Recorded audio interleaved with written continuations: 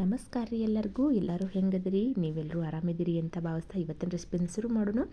ಇವತ್ತಿನ ರೆಸಿಪಿ ಒಳಗೆ ರೀ ಫ್ರೂಟ್ ಕಸ್ಟರ್ಡನ್ನು ಯಾವ ರೀತಿ ಮಾಡ್ತೀನಿ ನಾನು ಅಂತೇಳಿ ನಿಮ್ಮ ಜೊತೆ ಶೇರ್ ಮಾಡ್ಕೋತೀನಿ. ಬರ್ರಿ ಹಣ್ಣನ್ನು ಹಂಗೆ ತಿಂದು ಬೇಜಾರಾಗಿತ್ತು ಅಂತಂದ್ರೆ ಈ ರೀತಿ ಒಂದು ಸತಿ ಮಾಡಿ ಟ್ರೈ ಮಾಡಿ ನೋಡಿರಿ ಹೆಂಗಾಗಿತ್ತು ಅಂತೇಳಿ ನಂಗೆ ಕಮೆಂಟ್ ಮೂಲಕ ತಿಳಿಸೋದು ಮಾತ್ರ ಮರೆಯೋಕೆ ಹೋಗ್ಬೇಡ್ರಿ. ಭಾಳ ಅಂದ್ರೆ ಭಾಳ ಮಸ್ತಾಗಿತ್ತು ರೀ. ಹಣ್ಣನ್ನು ಹಂಗೆ ತಿನ್ನೋ ಬದಲಿಗೆ ಈ ರೀತಿ ಮಾಡ್ಕೊಂಡು ತಿಂದ್ವಿ ಅಂದ್ರೆ ಸಖತ್ ಟೇಸ್ಟಿಯಾಗಿರ್ತೈತಿ. ಒಂದು ಸತಿ ಡಿಫ್ರೆಂಟಾಗಿ ಟೇಸ್ಟ್ ಮಾಡ್ದಂಗೆ ಆಗುತ್ತೆ. ಬರ್ರಿ ಹೆಂಗೆ ಮಾಡೋದು ಅಂತ ನೋಡೋಣ. ಒಂದು ಅರ್ಧ ಲೀಟ್ರ್ ಹಾಲನ್ನು ತೊಗೊಂಡಿದ್ದೀನಿ ರೀ ನಾನು.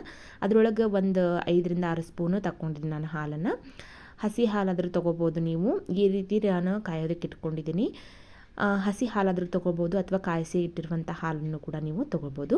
ಇವಾಗ ನೋಡ್ತಾ ಇದ್ರಲ್ಲ ವೆನಿಲಾ ಫ್ಲೇವರ್ ಇದ್ದಿದ್ದು ನಾನು ಕಸ್ಟರ್ಡ್ ಪೌಡ್ರನ್ನ ತೊಗೊಂಡಿದ್ದೀನಿ. ಒಂದು 2 ಟೇಬಲ್ ಸ್ಪೂನ್ ಆಗುವಷ್ಟು ಕಸ್ಟರ್ಡ್ ಪೌಡ್ರನ್ನ ತೊಗೊಂಡು ಅದನ್ನು ನಾನು ಸೈಡಲ್ಲಿ ಎತ್ತಿಟ್ಕೊಂಡಿದ್ದೀನಿ. ಅದಾದಮೇಲೆ ನಾನಿಲ್ಲಿ ಹಾಲು ಕಾಯೋದಕ್ಕೆ ಇಟ್ಕೊಂಡಿದ್ನಲ್ಲ ರೀ, ಅದಕ್ಕೆ ಒಂದು 5 ಟೇಬಲ್ ಸ್ಪೂನ್ ಆಗುವಷ್ಟು ನಾನು ಸಕ್ಕರೆನ ಹಾಕ್ಕೋತಾ ಇದ್ದೀನಿ. ಸಕ್ಕರೆನ ನಿಮ್ಗೆ ಎಷ್ಟು ಬೇಕು ನೋಡಿರಿ ಅಷ್ಟನ್ನು ನೀವು ಹಾಕೋರಿ. ಸಿಹಿ ಹೆಚ್ಚಿಗೆ ಬೇಕು ಅನ್ನೋರು ಹೆಚ್ಚಿಗೆ ಕೂಡ ಹಾಕ್ಕೋಬೋದು, ಕಡಿಮೆ ಬೇಕು ಅನ್ನೋರು ನಾನು ಹಾಕಿರುವಂಥ ಪ್ರಮಾಣದಕ್ಕಿಂತ ಕಡಿಮೆನೂ ಕೂಡ ನೀವು ಹಾಕ್ಕೋಬೋದು. ಅದಾದ ನಂತರ ಸಕ್ಕರೆ ಕರಗಿ ಈ ಥರ ನಮಗೆ ಮೇಲ್ಗಡೆ ಉಕ್ಕು ಬಂತು ಅಂತಂದರೆ ಇವಾಗ ನಾವು ಮಾಡಿಟ್ಟಿರುವಂಥ ಇದಕ್ಕೆ ಹಾಲು ಹಾಕಿ ಕಸ್ಟರ್ಡ್ ಪೌಡ್ರಿಗೆ ಸ್ವಲ್ಪ ಹಾಲು ಹಾಕಿ ಮಿಕ್ಸ್ ಮಾಡಿ ಇಟ್ಕೊಂಡಿದ್ದೆ, ಅದನ್ನು ಕೂಡ ಇದಕ್ಕೆ ಹಾಲಿಗೆ ಹಾಕ್ಕೊಂಡು ಸೇರಿಸ್ಕೊಂಡು ಚೆನ್ನಾಗಿ ಮಿಕ್ಸ್ ಮಾಡ್ಕೊತಾ ಇದ್ದೀನಿ.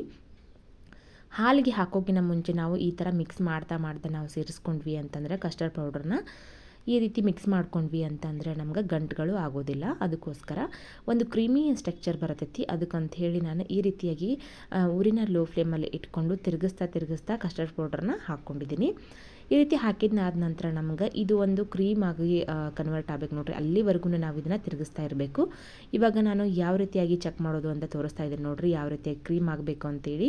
ಈ ರೀತಿಯಾಗಿ ಸ್ಪೂನಿನ ಹಿಂಭಾಗದೊಳಗೆ ನಾವು ಒಂದು ಬಟ್ಟಿಟ್ಟು ಈ ಥರ ಮಾಡ್ಕೊಂಡ್ವಿ ಅಂತಂದರೆ 2 ಸೈಡ್ ಕೂಡಬಾರ್ದ್ರಿ. ಅವು ಕೂಡಿದ್ವು ಅಂತಂದರೆ ಇನ್ನೂ ಸ್ವಲ್ಪ ಗಟ್ಟಿಯಾಗಬೇಕು ಅಂತ ಅರ್ಥ. ಇವಾಗ ಇದೆಲ್ಲದು ತಣ್ಣಗಾದ ಮೇಲೆ ನಾನು ಫ್ರಿಜ್ಜಲ್ಲಿ ಇಟ್ಕೊಂಡಿದ್ದೆ. ಅದೆಲ್ಲ ತಣ್ಣಗಾಗಿದ ನಂತರ ನಾನು ಇದಕ್ಕೆ ಹಣ್ಣುಗಳನ್ನು ಸೇರಿಸ್ತಾ ಇದ್ದೀನಿ. ಹಣ್ಣನ್ನು ಸೇರಿಸಿದಾದಮೇಲೆ ಕೂಡ ನೀವು ಫ್ರಿಜ್ನಲ್ಲಿ ಇಟ್ಕೋಬೋದು, ಅದು ಕೂಡ ಚೆನ್ನಾಗಿರ್ತೈತಿ. ಇದಕ್ಕೆ 1 ಬೌಲ್ ಆಗುವಷ್ಟು ನಾನು ದಾಳಿಂಬ್ರೆ ಬೀಜನ ತೊಗೊಂಡಿದ್ದೀನಿ. ಅದಾದಮೇಲೆ ಒಂದು ಹಣ್ಣಾಗಿರುವಂತಹ ಒಂದು ಬಾಳೆಹಣ್ಣನ್ನು ತೊಗೊಂಡಿದ್ದೀನಿ. ಅದಾದಮೇಲೆ ಒಂದು ಅರ್ಧ ಆ್ಯಪಲ್ನ ಕಟ್ ಮಾಡಿ ಹಾಕ್ಕೋತಾ ಇದ್ದೀನಿ. ಹಾಕ್ಕೊಂಡಿದ್ದಾದ ನಂತರ ಇದಕ್ಕೆ ಡ್ರೈ ಫ್ರೂಟ್ಸ್ನ ಯೂಸ್ ಮಾಡಿದ್ದೀನಿ ನಾನು. ಬಾದಾಮಿ, ಗೋಡಂಬಿ ಹಾಗೆಯೇ ಪಿಸ್ತಾ ಕೂಡ ಯೂಸ್ ಮಾಡ್ಕೊಂಡಿದ್ದೀನಿ. ನಿಮ್ಗೆ ಯಾವೆಲ್ಲ ಹಣ್ಣುಗಳು ಇಷ್ಟ ನೋಡಿರಿ ಅವನ್ನೆಲ್ಲದನ್ನು ಸೇರಿಸ್ಕೋಬೋದು. ಇದಕ್ಕೆ ನನಗೆ ಇಷ್ಟು ಇತ್ತು, ನಾನು ಇದನ್ನಿಷ್ಟನ್ನೇ ಸೇರಿಸ್ಕೊಂಡಿದ್ದೀನಿ. ನೀವು ಬೇಕಿದ್ದರೆ ಡ್ರೈ ಫ್ರೂಟ್ಸ್ನ ಸ್ಕಿಪ್ ಮಾಡಿಕೊಂಡು ಇದರಲ್ಲಿ ಬೇಕಾದರೆ ಕಪ್ಪು ದ್ರಾಕ್ಷಿ ಅಂತ ಬರ್ತೈತಲ್ರಿ, ಕಪ್ಪು ದ್ರಾಕ್ಷಿ ಹಾಗೆ ರೀ ಹಸಿರು ಕಲರ್ ಇರ್ತೈತಲ್ರಿ ದ್ರಾಕ್ಷಿ, ಅದನ್ನು ಕೂಡ ನೀವು ಹಾಕೋಬೋದು. ನಾನಿಲ್ಲೇ ಹಾಕಿಲ್ಲ.